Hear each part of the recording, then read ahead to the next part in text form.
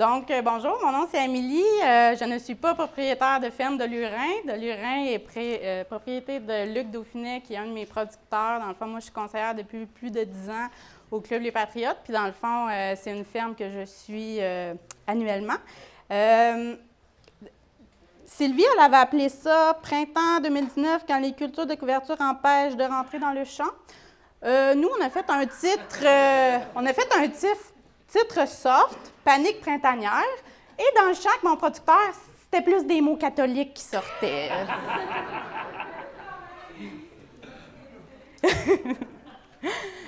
Donc, voici la ferme à Saint-Denis.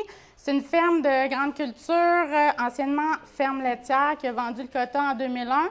Régie conventionnelle dans tous les sens. Dans le sens, c'est pas bio et c'est labour, c'est pas semi-direct.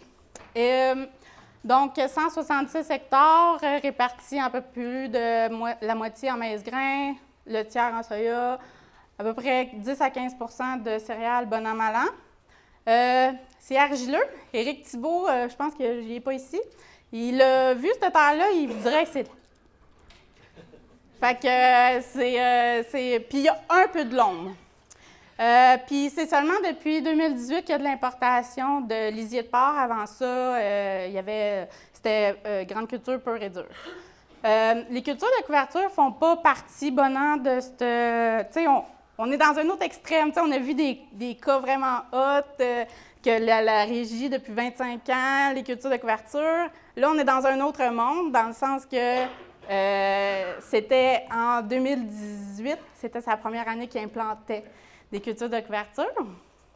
Donc, l'orge est inclus dans la rotation depuis plus de 20 ans.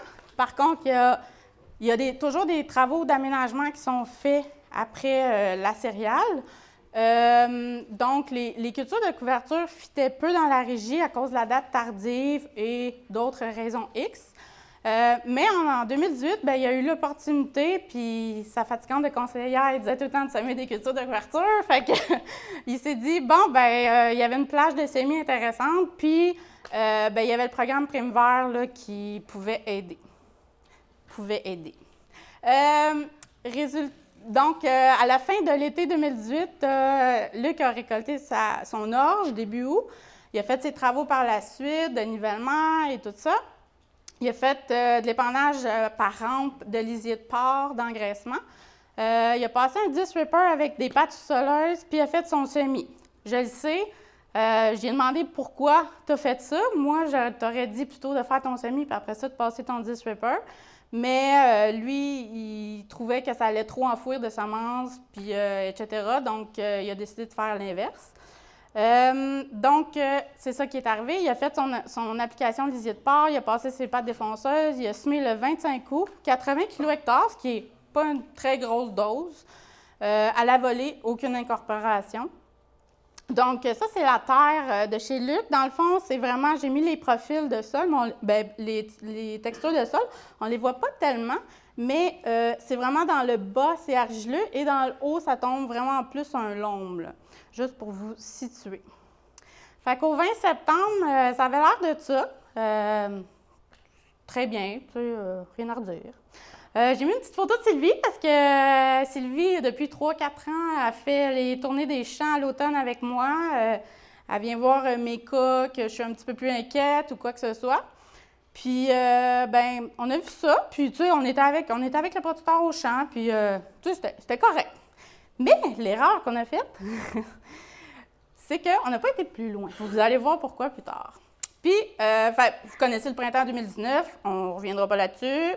Ça a été l'enfer. Moi, je m'en souviendrai toute ma vie parce que je suis débarquée chez Luc, c'était la journée de ma fête. De mes 37 ans, j'avais ma tuque sur la tête. Je faisais frette que le maudit. Puis là, Luc, il filait pas, là, il filait vraiment pas. Puis là, je dis, OK, on va aller au champ, tu sais. Tu sais, le premier constat, ça avait pas l'air si pire, là. Mais, je sais pas si vous le voyez dans l'eau, là, c'était un petit peu moins palette. On voyait pas bien de temps. Fait que là, dans la partie argileuse, ça avait du bon sens. Tu sais, pour moi, en tout cas, ça me fatiguait pas. Première vue, ça me fatiguait pas. Et voilà l'horreur. C'était, je me souviendrai toujours la face de Luc, il se pognait la tête, puis il était comme, qu'est-ce que je vais faire avec ça? On levait ça, là, c'était vraiment fibreux, c'était un tapis, ça voulait plus sécher, puis surtout avec le printemps qu'on avait, qui était très difficile à la base. Donc, tu sais, c'est ça, la partie argileuse n'était pas si pire, la partie longue, c'est ça, c'était un tapis fibreux qui voulait plus sécher. Fait que là, on était comme, comment qu'on va gérer ça? Tu sais, dans le vibro, ça va bourrer. La déchaumeuse des voisins n'est pas dispo parce que tout le monde en veut, puis personne n'avait travaillé ses sols l'automne passé. Fait que, tu sais, ils étaient tous dans le même panier. Fait que, puis tu sais, la déchaumeuse, c'était peut-être pas l'outil idéal dans la partie argileuse.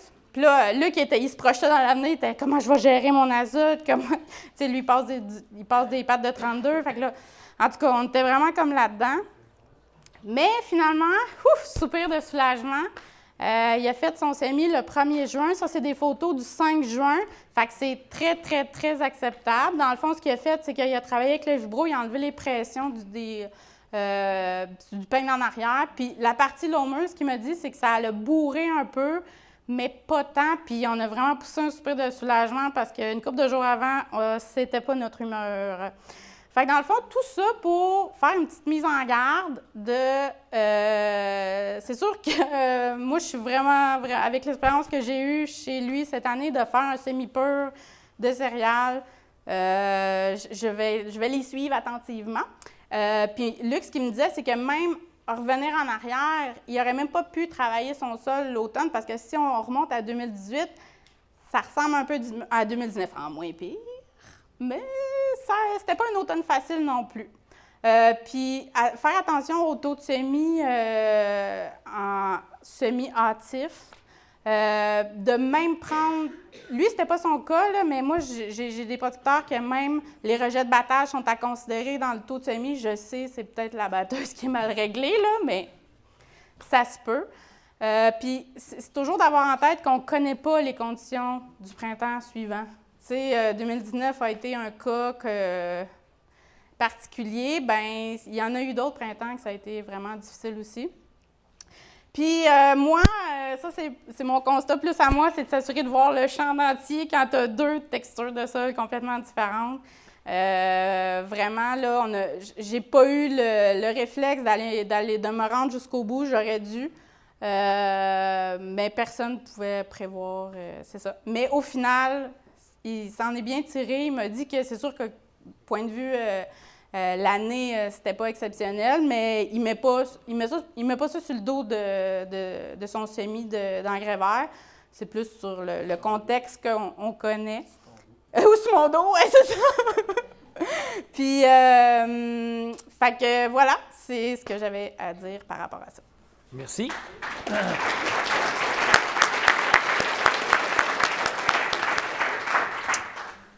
A-t-on des questions pour Amélie Gauthier? Jean-François. Est-ce que ça vous a passé à l'esprit d'essayer de semer direct là-dedans? Répète la question.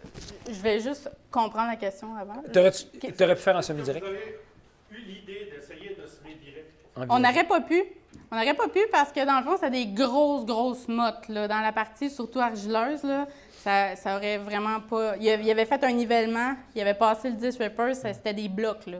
Fait que c'est sûr que ça avait rabattu un peu avec le printemps, l'hiver, tout ça, mais non. Parce que oui, quand on était la journée qu'on a vu ça, qu'on a eu le constat, là, on a fait le tour des trucs qu'on aurait pu envisager et le semi-direct en faisait partie, mais ça n'aurait pas pu, là. C'était pas une option. C'est prenant des fois comme ça. Ouais. À essayer, des fois, on trouve des solutions. Ah, c'est sûr, mais rendu au 28 mai, mon producteur était plus en mode. Mais moi, je comprends, là, ça aurait pu être une alternative, mais non. Une autre question? Oui, M. Deswart. S'il y avait eu du radis, il n'y aurait pas eu de problème avec? Parce que moi, je le fais souvent faire, céréales radis, puis je vous l'accorde qu'il n'y aurait probablement pas eu de... C'était pas une recommandation, là. Je veux juste vous faire... c'est le producteur qui a décidé de lui-même de semer des céréales. Mais je pense qu'on n'aurait pas pu prévoir. Mais oui, vous avez raison que des radis, ça prend la place. Puis c'est de l'eau et du sucre. Fait que oui, il n'y aurait pas eu moins de problèmes. Porosité aussi, macroporosité. Mm.